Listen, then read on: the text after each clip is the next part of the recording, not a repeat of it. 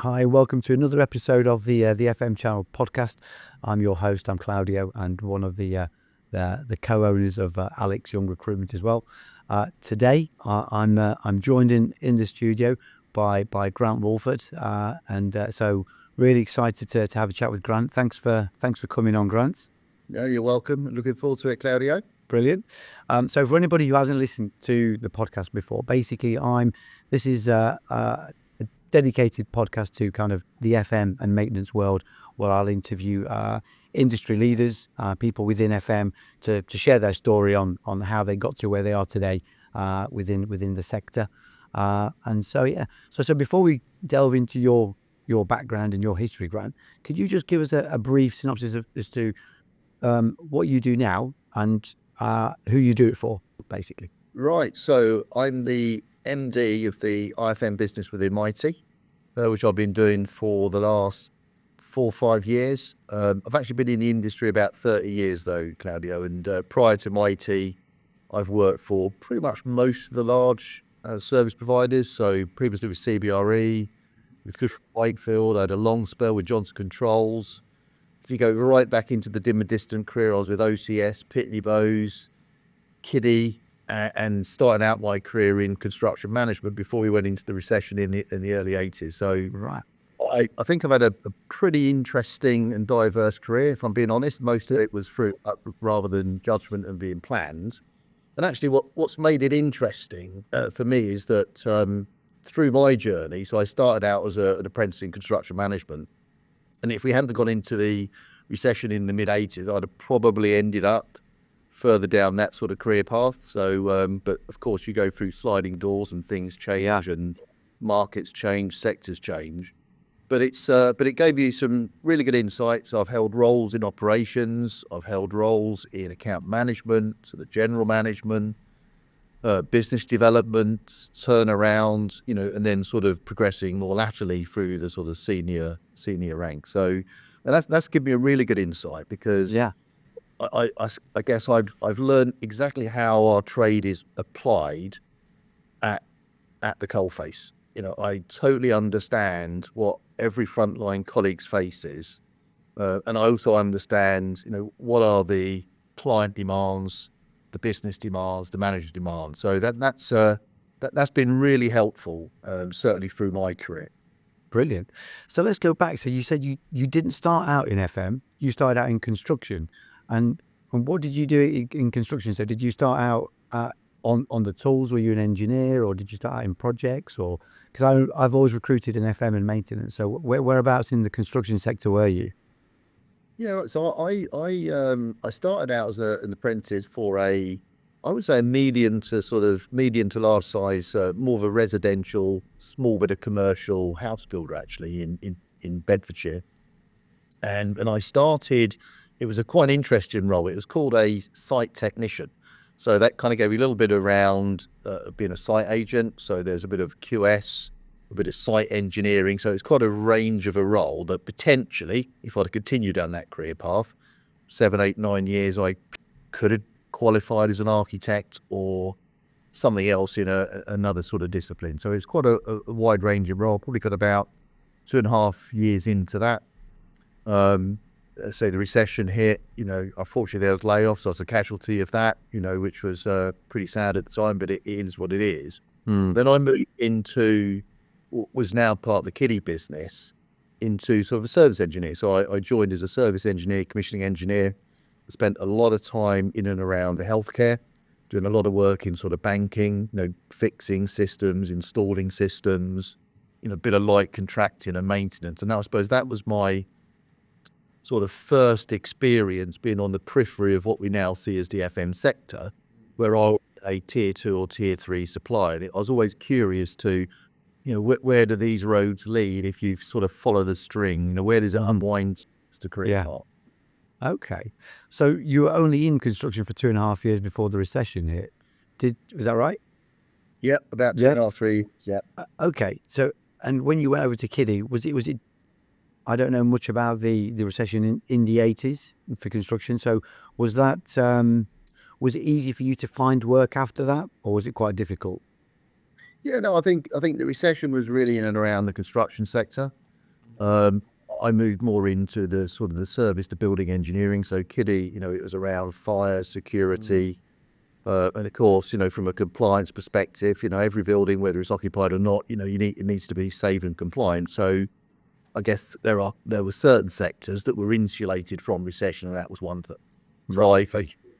I joined that business. So I started out, by the way, I started to train in construction management. I then kind of reset and started my training again with more of a technical discipline through Kiddie, as you say, and I kind of moved from that sort of service engineer, commissioning engineer through to sort of project engineer, project management, running the service division. And whilst I didn't know it at the time, it gave me some great exposure because a lot of the clients that we were working for as a tier 2, tier 3 were very large blue chip corporations, banks, technology firms, etc. So it gave me a very early insight into how these big, large corporates work, which fast forward 10, 15 years is actually what I end up doing in supporting every day.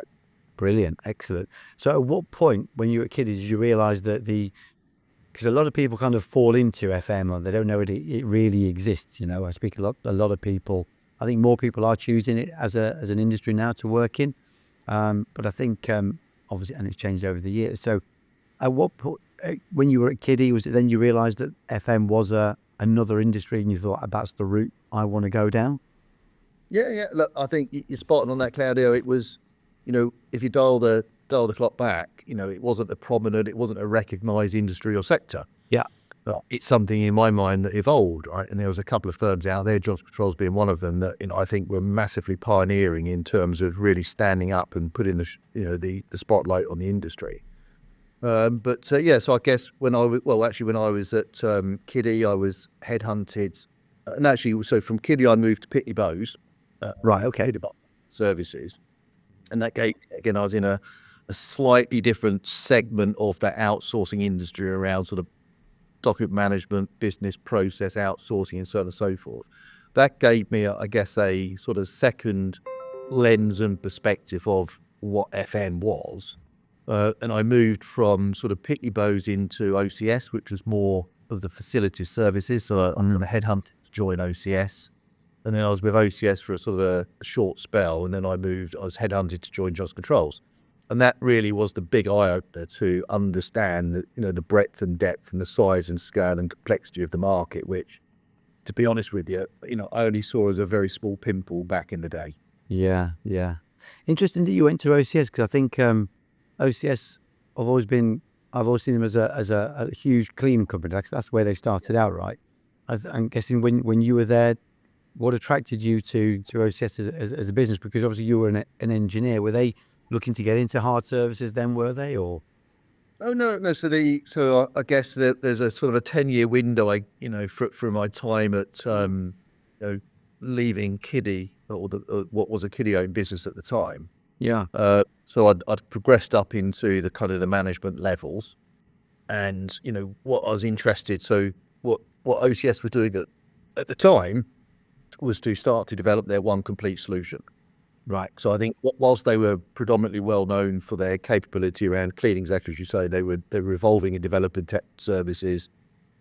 They'd started to stand up a document management business. They had a security business, and it was really around bringing together a more coherent facility services proposition.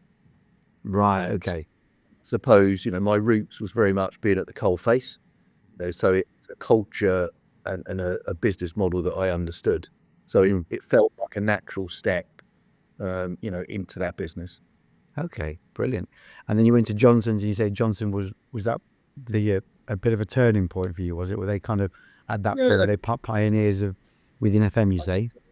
Yeah. So I guess before I joined Johnson Controls, my exposure and experience was very much on the UK market, UK lens. And, I kind of opened the door into this kimono of these, there are global and regional facilities management contracts. There was a far more sophisticated business model, far more sophisticated complexity of contracts and relationships. Breadth and depth of services was more significant. And I think, what I also started to see was what I would call the adjacency industries. So, if and the way I look at it in a very simple Venn diagram, Claudio, is that you've kind of got FM as one quadrant, you've got your asset management, corporate real estate as another quadrant, and then you've got your design and construction element. And where it all converges in the center of that Venn diagram, that was really what I saw as that real intelligent integrated FM piece. And I suppose I was building some real strength in the FM piece of it.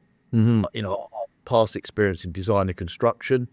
And of course, at that point, I didn't really have the asset management experience. And of course, as you start to talk to large clients and corporates, Yeah. I could start to see that as a real sort of development gap for me, which is something that I intentionally did later in my career. But I think back to your original point, it wasn't a planned move into FM. And I think, as you said, I probably fell into it like most people because the industry wasn't prominent, certainly when I started. And I think, when I look at where the industry is today, and I think it's been an amazing journey in terms of the forums and networks, the professional bodies that we've got. You can choose FM as a career path. And, you can be qualified, to an extremely senior high level if you wish or not. But that just didn't exist. Those paths did not exist way back when. Yeah, brilliant. And you mentioned Johnson Controls being international. Did you travel with Johnson's? Yeah. So I started out in the UK business. I moved across the EMEA business and in the global business. And as their business model evolved, I held various sort of leadership roles across that, which, and I built some fantastic friendships and networks that, I'm pleased to say will just stay with me forever. Oh, lovely. And where were the best countries that you've, or the most exciting countries, or different, however you want to look at it, or strangest places, I don't know, that you've worked in? Well, we could talk for ages about that, Claudio, but Yeah. look, do you know what? I mean, it's, I can honestly say I've not worked in a bad country, but I've extensively worked across pretty much most of the European markets, certainly across North America, extensively, and that's really the nature of the clients that we've supported and managed at the time. But yeah, look, I mean, there's not many places I've not been to, and there's never been a bad place. Yeah, brilliant, excellent. So, in your experience, you say that the industry has changed. It's kind of always been in the background, but now it's and where we are now, I guess, with technology and smart buildings and data. How have you seen it change? What are the kind of the biggest changes that you've seen over your time within the FM sector?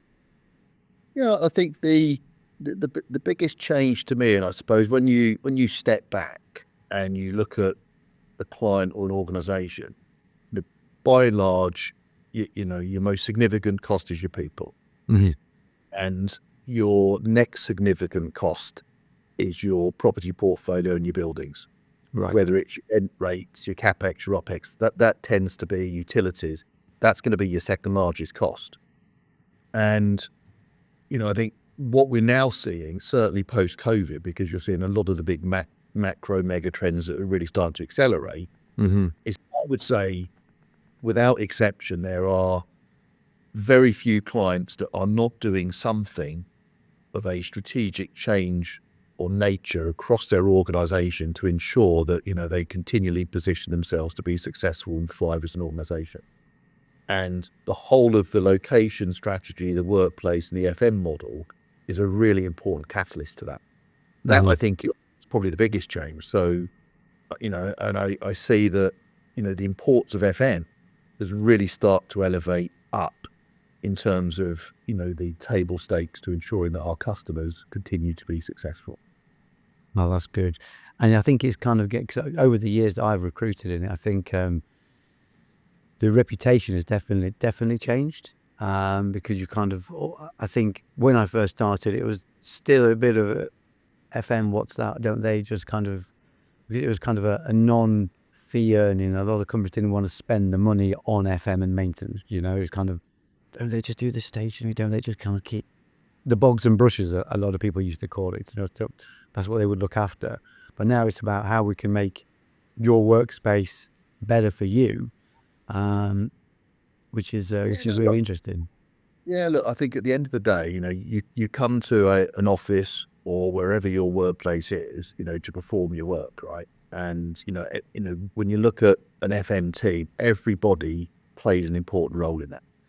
Whether you're an engineer and that's undertaking critical maintenance to ensure that you've got 100% uptime and resilience, whether you're providing that experiential service to make the workplace a destination of choice, or whether you're, projects or moves, adds and change teams to ensure that the workplace is completely fresh and energizing, so it's just a great place to work, to come and collaborate with your colleagues. So everybody plays a role in that. And I think, previously it was probably seen much more of a traditional maintenance back office task. Yeah. An old client of mine used to refer to FM as Cinderellas, the people that were kind of, not seen, not heard, but they performed a fantastic job overnight. And then you come back the next day and wow, you just had this great workplace. But I think certainly post-COVID, all of that has it definitely come to the fore. And I think the perception is massively increased in a positive way, which is just great for the industry. Yeah, definitely. No, definitely has. Do you think it would have, do you think kind of COVID helped it do that a little bit? Do you think it kind of accelerated its reputation and its kind of importance? Yeah, I think so. I go back to, as I say before, at the end of the day, it's you've every organisation, regardless of whatever your business is, you've got to make sure that you are efficient. You've got good controls, you're cost effective against the alternative or your competitors, and and certainly when your property portfolio is probably your second largest cost, not always, but probably your second largest cost. You've got to make sure that you are lean and efficient. And I think, COVID has definitely accelerated that. Previously, if it didn't really matter what you did on your property portfolio, your FM model, and the consequence of doing nothing was nothing, then quite frankly, it's easy to do nothing, right? Yeah. So I definitely think it's accelerated. I'd take a stab and say it's probably accelerated the appetite to change and transform and to have a bit of a fresh look at how things are done by 15, 20 years. And depending on where you are across the globe, it might be a 5, 10-year acceleration. It could be a 15, 20, 25. But certainly in the UK, which, in my experience, is probably the most mature, sophisticated market, I think it has accelerated massively. Wow, that's quite a lot. Oh yeah, very few organisations, Claudio, are doing nothing or doing exactly what they did pre-COVID. Interesting. And obviously we've seen loads of stuff in the press about Amazon telling everybody that they're going to be going back to the office 4 or 5 days. It's been creeping back up. Are you seeing that with your clients as well, that they're being told or told to come back to the office? Yeah, no, look, I think I think what COVID proved is that businesses can run when you have sort of a hybrid operating model. I don't understand the nuts and bolts of exactly how our customers' businesses operate. So I couldn't really comment on, is it the right one? But look, we're definitely seeing a bit of a return to the office, and different organizations will have different approaches to it. But I think, outside of just coming together and doing the work that's needed to be done, I certainly feel, for me personally, if you ask me, what's one of the things that motivates me, being out and about, talking to people, having a bit of collaboration, a bit of that human tie is really important. I think people do great. There's a certain level of relationships you can build behind a Teams call or a Zoom's call, and there is no substitute for good old fashioned FaceTime, spending time in a room and just talking to people. Yeah, absolutely. Totally agree with that. So the people I've interviewed more recently, like yourself, industry leaders, MDs, CEOs, a lot of people talk about having had mentors in the past. Have you had mentors I'm sure you have you had them in kind of most of the businesses that you've been in, or was there one particular person that kind of really opened your eyes to how to kind of progress from that point to where you are now? Yeah, do you know what? I think everybody, and I'm not sure they're a mentor or a coach, but I think there's people that through your career, sometimes they are mentors, but there are people, that you meet that I think just somehow, through the way that they do things, just get you to think differently, behave differently. And I've been very, very fortunate to have met people like that.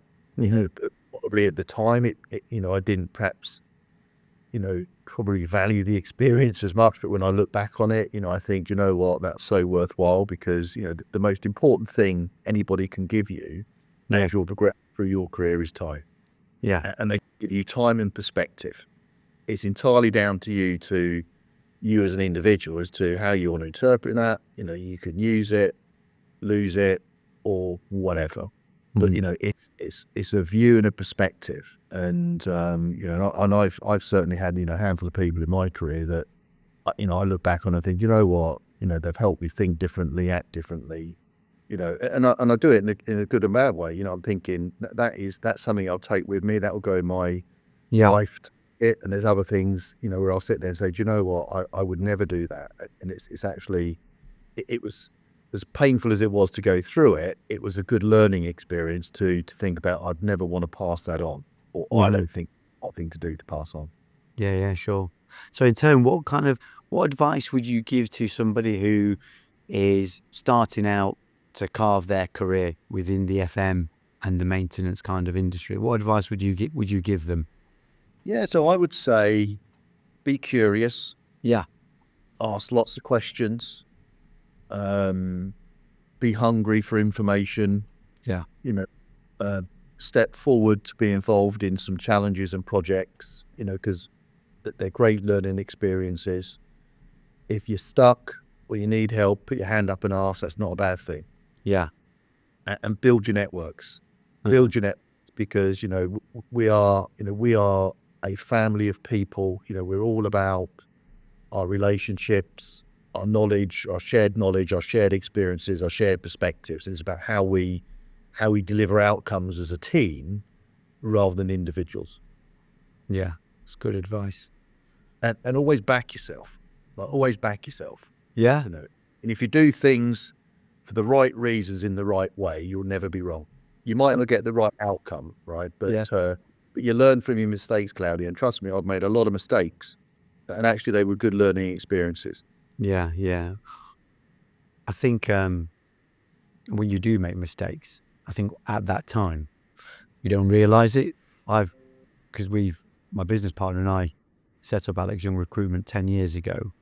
And when I look back now at the mistakes that we've made, at that time, it was just, there was a bit of chaos. You can't really see how it's going to be a learning experience, but you it is interesting how you look back and you move forward and say, right, we won't do that again. And yeah, it's interesting what you say. Learn from it's great advice. Learn from your mistakes. Definitely, an old friend of mine. And it still rings in my ears now.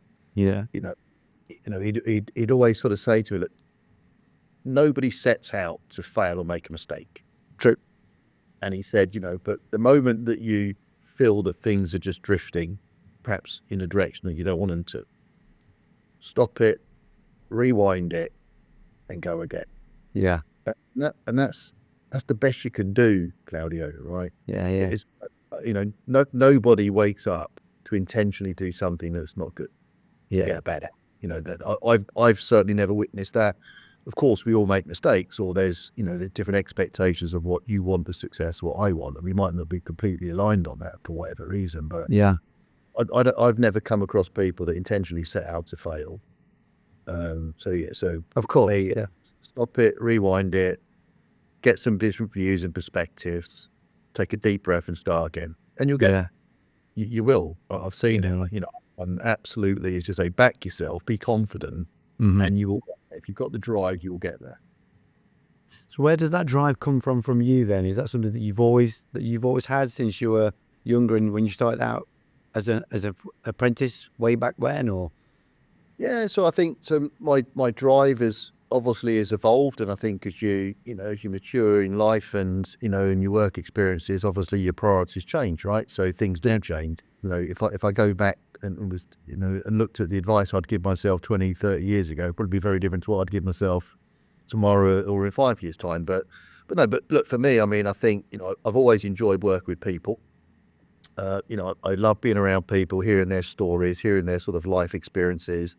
And I suppose I couple that with, I consider myself quite a curious person. So, Right. I set out to do something that's worthwhile and to make a difference. I'd like to help and assist. It's about how can we uplift people and help people rather than put people down. So and I think by being an FM outsourcing partner, as I said before, invariably when we support clients, there's always some big event going on in their business, and whether they're financial services business, professional services business, manufacturing, industrial, technology, it doesn't matter. There's always something going on, some level of change where they need some help and support with some expertise to bring that capacity and capability to help them solve their problems and ultimately be successful.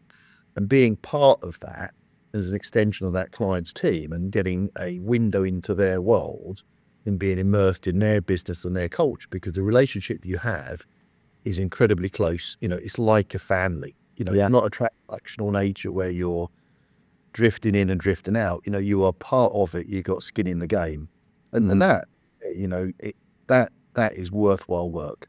Yeah, excellent. That's great to hear. So we've heard a lot of good stuff there. Is there anything? I'm sure there is. I don't think might put you on the spot here. That has frustrated you or frustrates you currently about the industry? I mean, it's obviously changed a lot over the years. Is there anything that's still kind of that you may dislike, or do you think the whole industry could do better, perhaps? No, look, I think as we sort of touched on, I suppose, if you sort of, step back and look back and say, did the industry exist 30 years ago? Probably not really. Yeah.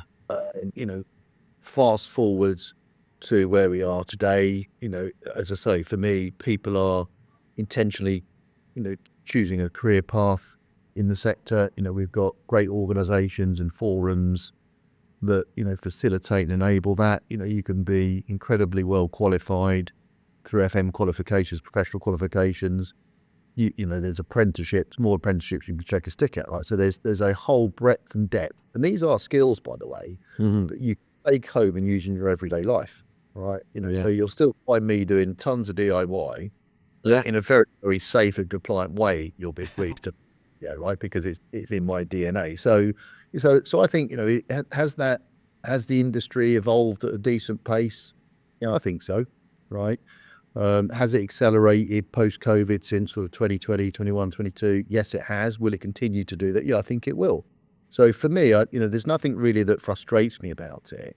Cool. I think we've got to continue on the path we're doing and continue to make real steady progress, right? And I think I suppose when I walk around client sites and buildings that I work within, I definitely see a different level of perception engagement with the FM teams. I think there, as you say, there's much more of an acknowledgement and respect for the job they do, because you just keep the ultimately silent running and safe and compliant. There's a ton of stuff that goes on under the water to make that happen, and I think people are much more appreciative to that. So there's nothing really that frustrates me. Of course, there's one or two bits and pieces, but in the rounds, they're not that major. Yeah, no, that's good. That's great. It's great to hear. That's great to hear. And were you at the? There were some awards last night. I think it was the PFM awards. Were you at the? No, I wasn't. No, I mean, Mitie, there was some extensions of my team were at the PFM awards yesterday. I think, credit and I think forums like that, those, the IWM award, we were partnered with a client a couple of weeks ago, and there's an award for a huge change management program, which, I can tell you was absolutely well deserved. The amount of collaboration that went into achieving, the successes that those teams did were amazing. And, and they're the sorts of things that drive me, because you build relationships and friendships, with your peers, the people you work with, the companies you work for, but also with the clients, because the relationship is, it's so close, it really is a partnership, albeit, there's this thin line sometimes called a contract, but it really is a partnership because everybody's in the game and they're pushing in the same direction for the same outcome and same success. Yeah. So yes, I think we just got to continue on the path we're doing, Claudio. You guys need to continue recruiting smart people into the industry, which you're doing, and we'll go from strength to strength. Oh, that's good to hear, Scott. Listen, we'll wrap it up there. And I really appreciate your time on that, Grant. It's good insight, and thanks for sharing your story with us. So yeah, appreciate that, and we'll catch up soon. Great, thank you very much. Take care. All the best.